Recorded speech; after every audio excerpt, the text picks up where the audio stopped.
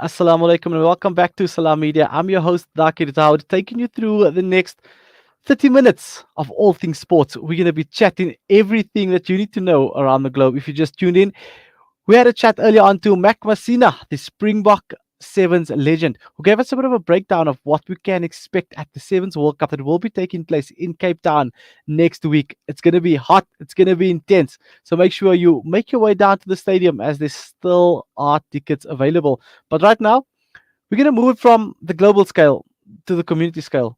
And we're going to be chatting to one of the founders that has touched the lives of so many in the community. Suliman Mangera, the owner of Solly's Sports Shop, who has been serving the community of Lenasia for the past 21 years. He's going to chat to us a bit about the history and what community sport exactly means to him. Assalamu alaikum. Thanks for joining me on the show. It's an honor, first of all, and a pleasure having you on the show. Wa alaikum salam. Likewise. Mr. Mangera, you've been in Yes, sport for many, many years. To be exact, how that's right. many?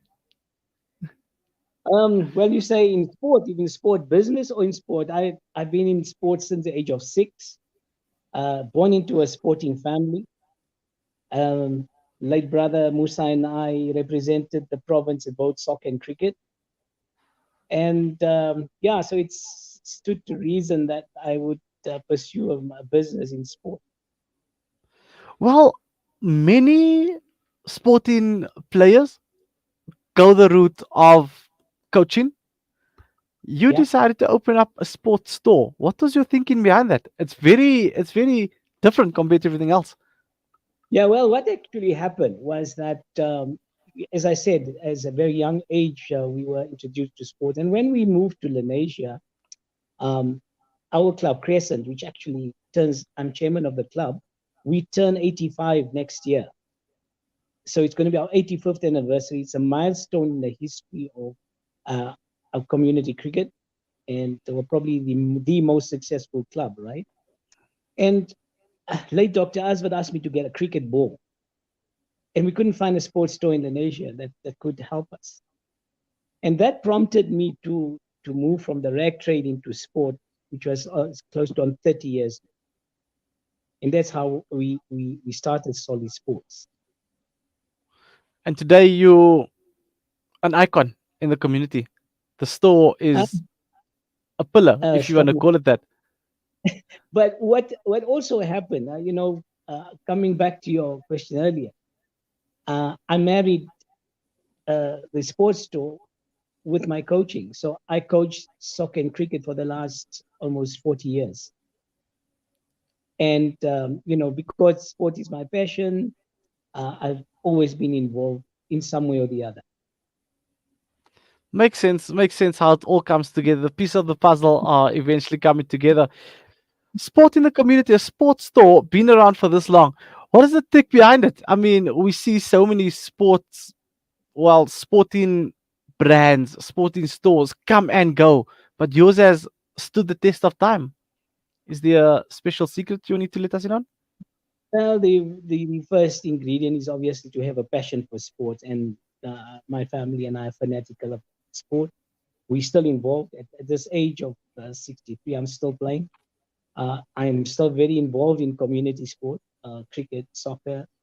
We with the Federation Legends having played professional soccer as well. I'm still with the Fed Legends trying to uplift football in our communities. Cricket has always been our blood. I still run the club, and we ran the Indonesia Cricket Club for many years as well. So I think to have a passion for sport, first of all, is the main ingredient. Having knowledge about the various sporting codes. Now, unfortunately, many sports stores fall by the wayside because they focus primarily on football. But there are many. We cater for 22 codes of sport, and we know sport, we love sport, and we can interact with all codes. Sure. Yeah, in fact, we were one of the first stores in the country to do indigenous games. And if I mention a few to you, you probably wonder what I'm talking about. But games like Inchuva, Diketo, Kati. You probably say, what on earth are you talking about? But those are indigenous games from the outskirts, from the rural areas. We pioneered that as well. So, in saying that, do you sell the three sticks that are used for the indigenous games as well? We sell all of it. Well, I just had to flex my knowledge to make sure I do know exactly what indigenous games are.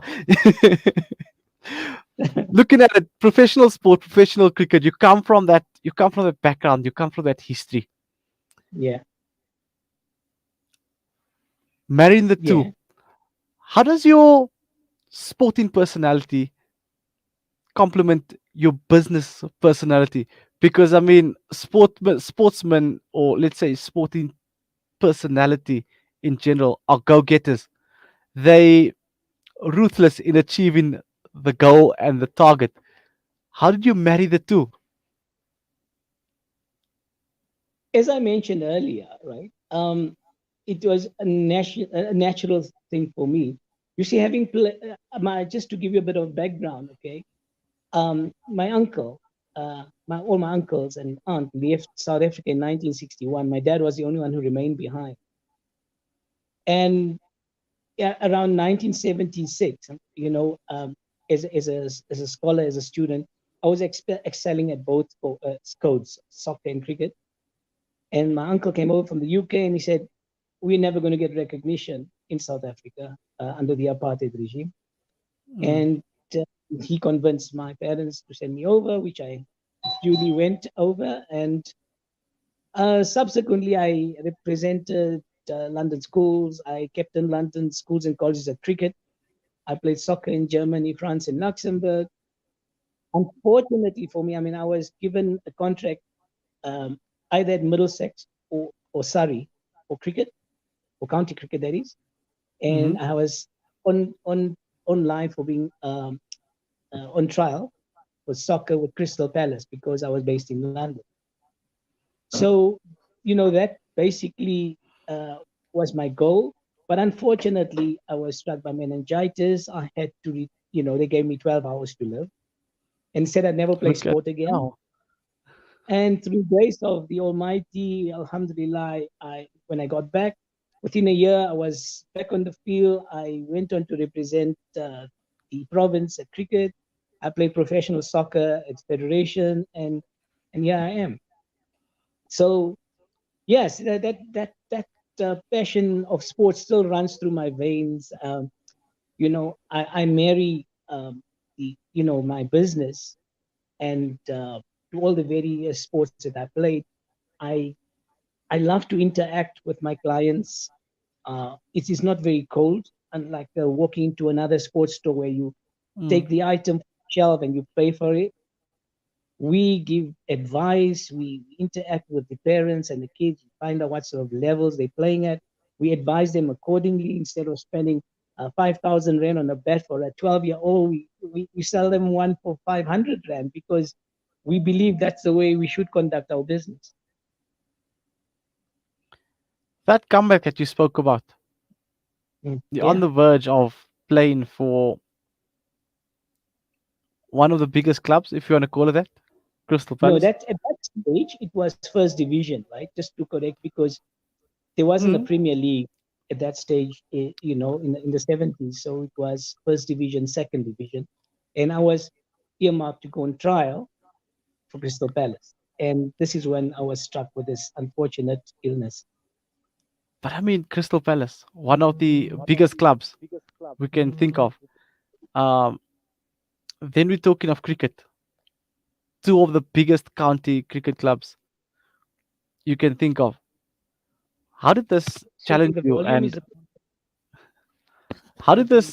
this challenge you? And just coming back to come back and play cricket and not just be a provincial It player, but did. I was also a initially great quite businessman. devastated when I Hmm. heard the news regarding my illness or whatever. But, you know, I was very determined. And when I got back, within very short space of time, I was back on the field training and um, within, I think within 6 months, I was playing already, and thereafter, everything just fell into place. I strengthened and became fitter, and within a couple of years, achieved my goals and targets I set up. I'm sure that's massive. And can we be expecting a book anytime soon? Because I mean, I'm blown away by that story, and I'm sure many others would be too. There's such a you. In fact, you're not the first to ask me about this. And inshallah, I think when I have more time on my hand, I'm actually hoping to semi-retire soon, and that would probably enable me to put pen to paper, or put something down, and hopefully have a book in the not too distant future, inshallah. I know, I have to treat my elders with the utmost respect. But I've got a question: who's fooling who? How would you ever retire from sport and the industry So if it's I been have your problem life? with the volume at the moment. Let me just double check that. I'm sure the technical team will be working on that. Um, testing 1, 2. I think we're all perfect now. Yeah, but you're coming through very, very softly. So it's fine. I can hear you. Let's let's correct that. So I was saying that we have to treat our elders with the utmost respect. And the question was, who is fooling who? Because after a lifetime in sport, there's no way that you could just semi-retire or walk away. It's always going to be part of you. I don't think I could ever walk away. My kids often tease me that I outlast them on the sports field.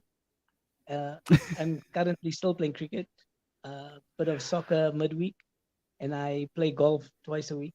So yeah, it's running. I told you, it runs in my blood. Sport, you can't get it out of me. I'm still shocked. I'm still shocked. So many times a week you're playing golf and fitting everything else in.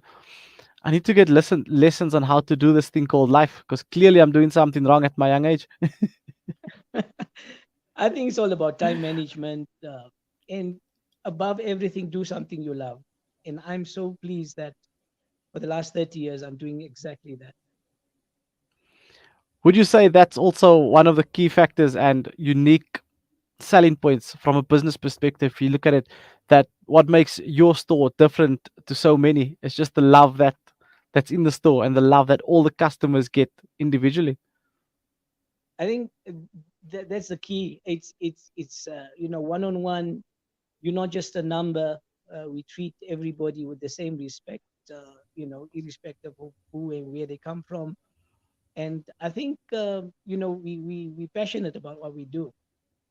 Mm. Um, you know, any person who puts his foot into the store is treated like royalty. Um, you know, it's a potential client. So my staff are taught that, and they respect everyone who walks into that store.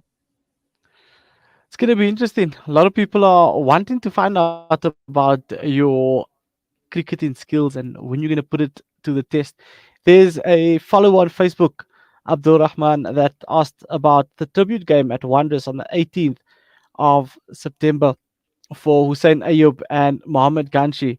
He wants to know, will you be playing in that game? Yes, I am in the squad. Inshallah, hoping to play that game. We're coming out of winter, so we haven't had much time for preparation. And we had our first net session last Saturday. Looking forward to the next one. But in the interim, I had a lovely session on Wednesday evening with some of the young cricketers at the nets the other day. So I was quite pleased with that. How did that net session go? Come on, I feel like that smile on I your face was gave so much away. okay. Let us in. I focused a lot on I did basically I never play any sport without warming up and stretching. That's key, I think, to any sportsman, young sportsman out there.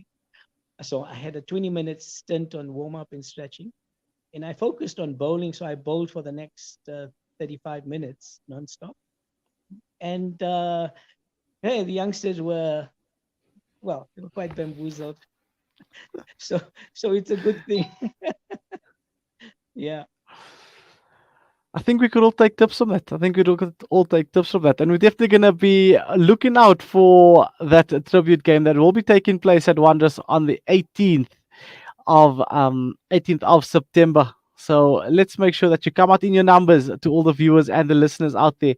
Get out in your numbers and get there early to make sure that you can watch the greats and also the master athlete himself, Uncle Solly. Uncle Solly, I mean, wrapping it up, there's been so many aspiring businessmen around. Um, there's been players, former players around. But you know what? To make your transition from sport to business and having a successful career at it, what is your advice to the up and coming businessmen and businesswomen as well in our communities that want to last as long as Solly's Sports Shop has lasted? As any the elders advised us when we were young that pursue something, whether it's a career or whatever form of work, do something that you love, so that when you wake up the next morning, you should look forward to getting there. And my advice to my children was exactly the same. So they're all professionals, alhamdulillah. But my advice to them was choose wisely, because for the next 40 odd years of your life, you'll be doing the same thing. Mm.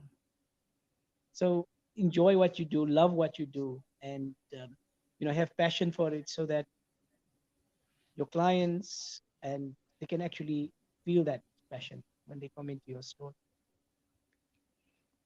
Definitely. Wise words by the great himself. Yes, 100%. Um, while you're at it, I would love to, if you give me a minute or so. Um, You've I was got just three if you curious. need it. Hey, Yeah, I said you've got no, three no, if you need I it. just want to inform you about a very, very Hmm. important, uh, uh, event taking place on the 24th and 25th. Um, we as the Fed legends and some concerned football lovers, in fact, have an opportunity to fast track some of our youngsters.